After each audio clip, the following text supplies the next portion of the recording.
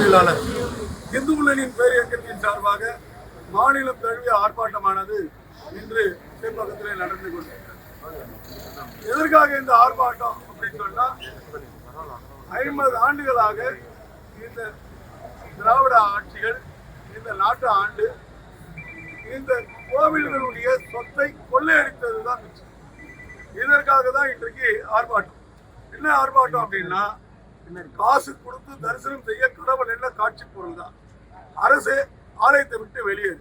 ஏன் காரணம்னு சொன்னா, கோவில்ல இன்னைக்கு ஆடு மாடு இலவசம், கோழி பண்ணி இலவசம், டிவி இலவசம், மிக்சி இலவசம், கிரைண்டர் இலவசம், பஸ் இலவசம். தமிழக அரசு இப்போ வந்த அரசு கூட எல்லாமே இலவசம் தரேன்னு சொல்லக்கூடிய இந்த அரசாங்கம் கோவில் மட்டும் தரிசிக்கிறதுக்கு கட்டணம் வசூலிக்கிறது ஏன்? இதை கண்டிச்சுதான் நாடு முழுக்க ஆர்ப்பாட்டம். காரணம்னு சொன்னா, 1000 கோவில்கள்ல விளக்கு இல்ல, வழிபாடு இல்ல, அர்ச்சனை இல்ல, அபிஷேகம் இல்ல, ஆராதனை இல்ல, அந்த கோவிலை பத்தி கவலைப்படுறதும் இல்ல. அப்போ எதற்காக இந்த அரசாங்கம் மட்டும் இப்ப மசூதி முஸ்லீம் கிட்ட இருக்கு, கிறிஸ்தவ சர்ச்சு கிறிஸ்தவர்கிட்ட இருக்கு, இந்து ஆலயங்கள் மட்டும் இந்த அரசாங்கம் கையில வைத்திருப்பது காரணம் என்ன? கோவில் பணம் கணக்கு வழக்கு இல்லாத கொள்ளடிக்கலான்டா. இன்னைக்கு பழனியில சொத்து எப்படி கொள்ளடிச்சாங்கன்னு எல்லாருக்குமே தெரிஞ்சது.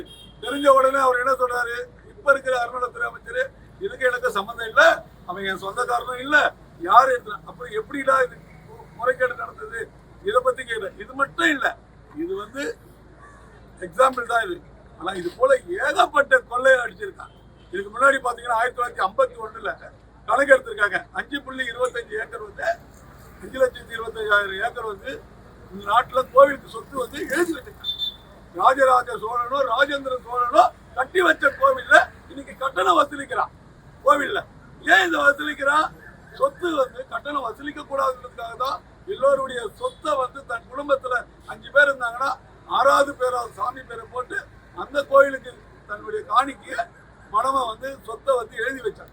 எதுக்கு? விளக்கு ஏற்றணும், வழிபாடு நடத்தணும், அந்த கோவில்ல நித்திய பூஜை நடக்கணும். ஆனா இன்னைக்கு நிலைமை என்ன? 1951 ஆரம்பிச்ச சொத்து கணக்கெடுப்பு இன்னைக்கு 2019 கணக்கெடுப்பு பார்த்தா 4.25 இருக்கு.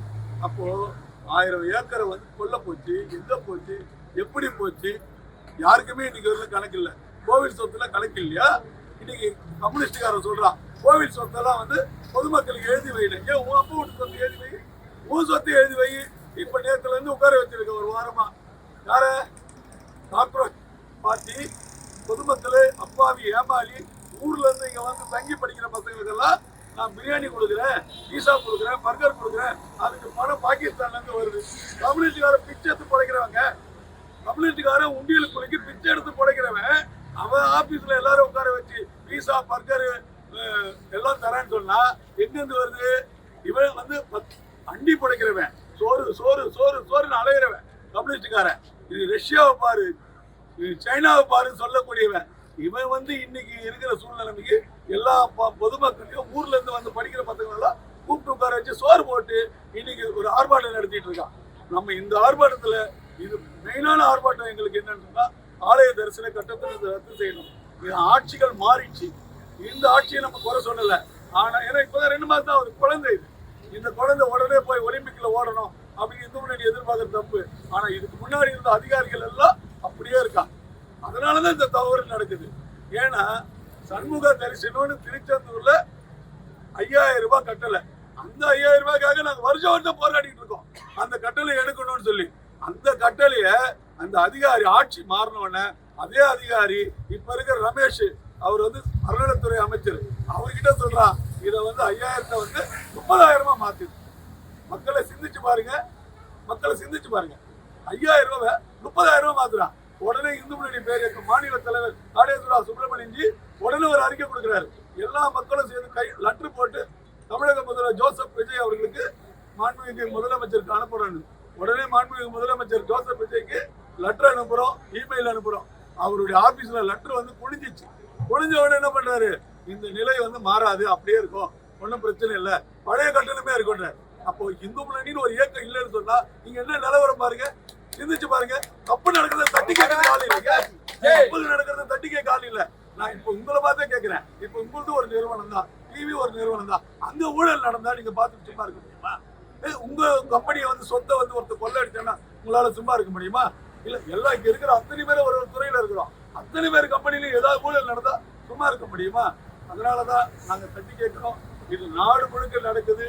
இது இந்த அரசாங்கத்துக்கு வலியுறுத்துறதுக்காக. இந்த அரசாங்கம் உடனே செய்ய முடியாது. 2 மாதம் தான் ஆகுது.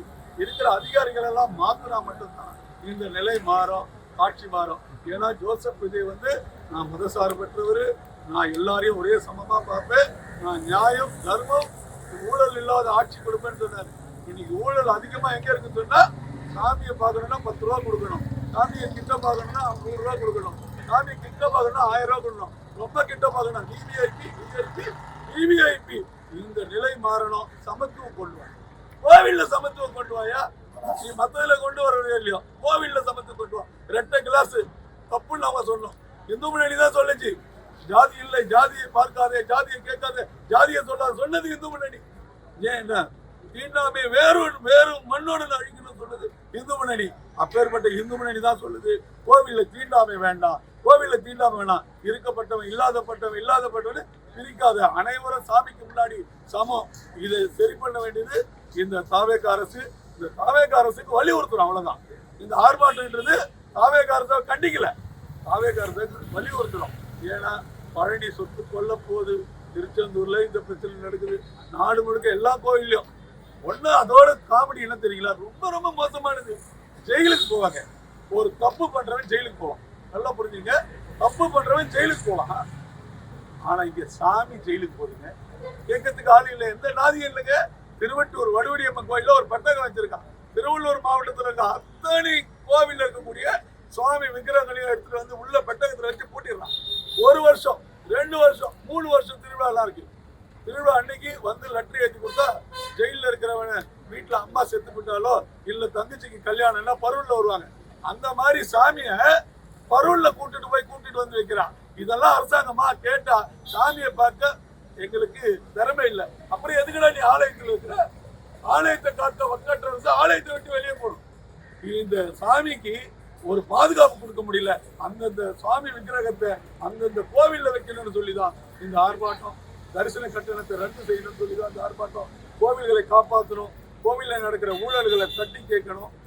ஊடகங்கள் ஒரிஜினல் நல்ல ஊடகங்கள் தான் இருக்கும். அதுல ஒரு சிலர் தான் அரசியல்வாதிக்கு சப்போர்ட் பண்ணிட்டு இருக்காங்க. நீங்க எல்லாம் நல்ல ஊடகங்கள், நீங்க கண்டிப்பா இதை மக்கள் மத்தியில கொண்டு போய் சேர்க்கணும். ஆலய தரிசன கட்டணத்தை ரத்து செய்யணும். அதான் இந்த போராட்டம்.